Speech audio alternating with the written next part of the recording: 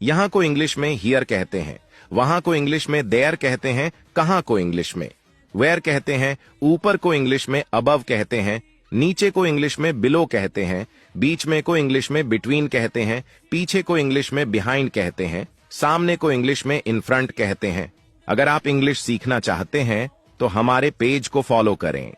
खींचने को इंग्लिश में पुल कहते हैं, धक्का देने को इंग्लिश में पुश कहते हैं, उठाने को इंग्लिश में कैरी कहते हैं, गिराने को इंग्लिश में ड्रॉप कहते हैं, पकड़ने को इंग्लिश में होल्ड कहते हैं, फेंकने को इंग्लिश में थ्रो कहते हैं, हिलाने को इंग्लिश में शेक कहते हैं। अगर आप इंग्लिश सीखना चाहते हैं तो हमारे पेज को फॉलो करें।